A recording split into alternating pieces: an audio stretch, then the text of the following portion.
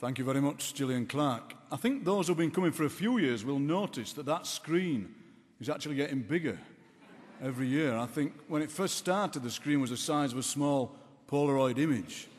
And now it's soon going to be an IMAX kind of thing, which I think reflects the power of the T.S. Eliot Prizes and the way that poetry is becoming the preeminent art form in this country. I believe in hard times we turn into our poets. And our next reader, thank you, our next reader is Sean Borodale. I think his book, Bee Journal, widens out the idea of what a poetry book can be. Quite often we see a poetry book as a slim or not so slim collection of poems that we can read on their own or as a sequence. What Sean's done here is, in a very clever and very beautifully written way, given us a practical guide. This really is a bee journal. It makes us ask questions about what books can be, what poetry books can become, because this is a practical guide to keeping bees. It's a lyric, pictorial, practical, beautifully written book, and yet it serves a purpose. And this makes us think, well, what can poetry books do? What can poetry books become? They can be more than recipe books. They can be more than novels. They can be ways of helping us how to think, I believe. So this really is a very, very, very good book, Sean Borodale's Bee Journal. Please welcome Sean Borodale.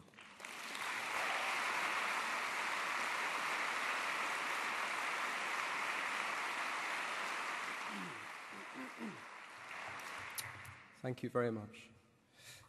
I kept these bees, they were my first experience of bees, so the first poem begins with my first encounter.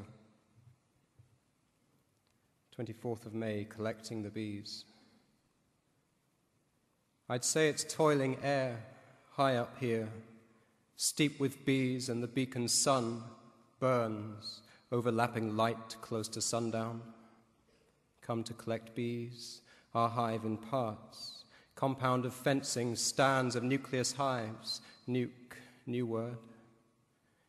He just wears a veil, this farmer, no gloves, and lifts open a dribbly wax-clogged blackwood box, we in our whites, mute withheld breath, hello bees, drops fall, frames into our silence.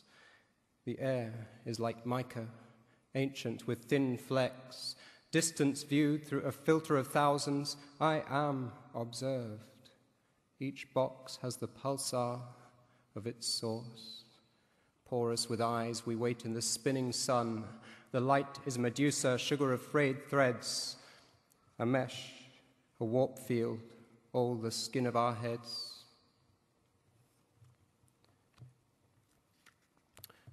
The first real surprise of beekeeping for me was the winter honey. If you ever see a jar labeled ivy honey, I'd suggest you don't buy it. 12th of November, winter honey. To be honest, this is dark stuff, mud, tang, of bitter battery-tasting honey. The woods are in it. Rot, decayed conglomerates, old garlic leaf tongue wretched by dead taste, stubborn crystal like rock, ingredients, ivy, sweat, testosterone, the blood of mites, something human in this flavor, surely.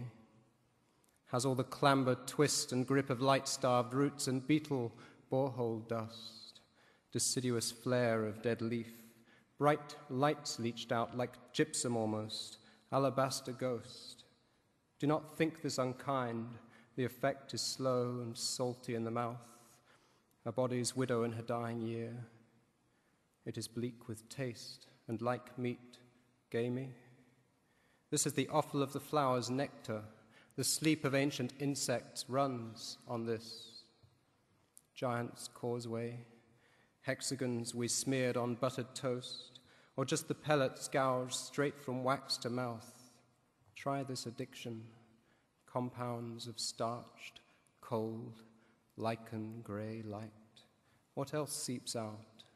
Much work, one bee, 10,000 flowers a day to make 3 teaspoons worth of this disconcerting, solid broth of forest flora full of fox, immune to woodshade now.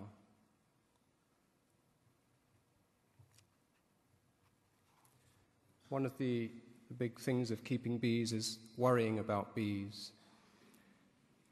This poem, written on the 29th of July and called Interior, takes at its root has Virgil's incident in his fourth book of the Georgics of the spontaneous creation of a colony of bees using the carcass of an ox. My bed here, say 400 yards southeast of the hive. My bed here. Awake in the zoo, dead of night, I listen in on the cages of the day's hours. There is that question, trapped and circling a hole in the floor. A slurry of clapped swarm agitates in there, like the very black bowl of a dead stare into itching solid. And there in that bludgeoned hole is the idea of a calf, not broken, but fully bruised and blocked up with clay plugs. Mistaken bees blackly weep from its ears. The colony has one time. It's like a gas, dispersing towards the lowest of pressures.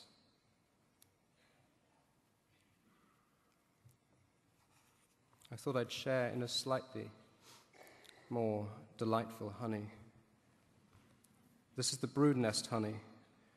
It's not something beekeepers would normally take. It's reserved for the bees, for the queen, for the young. 20th of October. Black honey in its dark brood cells is a wild liquor of ecstatic work. Bright sun and gauze exhaust its details. We fall to our second winter bees. The grass flaked out of frost white bones last night, emaciatingly bright. Your ultra-commune is still unlocked, you fly, but feel the globe of cluster remembered, like vapor, ghost, breath, smoke ring, trick of circular, contracted. And we, beekeepers, can only open the book to read what is unsaid. Not being your drones, we do not see like you. Eyes fed and lit up, eyes starved and kicked out. That was a drone's life, all summer's sight. We lean on our human eyes, absorbed into honey black with cocoon stain.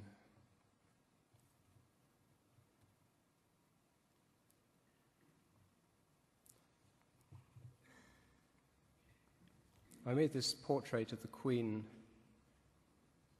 in an afternoon after we dismantled the hive on the 10th of February. I keep the Queen. She is long in my hand.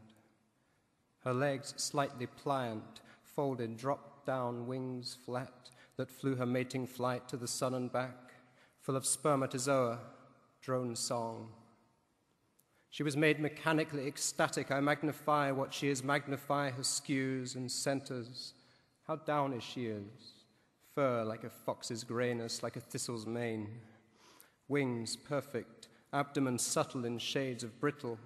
Her rear legs are big in the lens. Feet like hung anchors are hooks for staying on cell rims. Veins in her wings are a rootwork of rivers, all echo and interlace. This is her face, compound eye. I look at the slope of her head, the mouth's proboscis, her thin tongue piercing as pink as cut flesh, flash glass. Some hairs feather and split below the head. Those eyes are like castanets, cast nets. Woman all feral and ironwork. I slip under the framework into the subtle. The wing is jointed at the black leather shoulder. I wear it. I am soft to stroke. The lower blade fans. Third generation queen of our stock. You fall as I turn. I hold your hunchback. A carcass of lightness. No grief. Part animal. Part flower.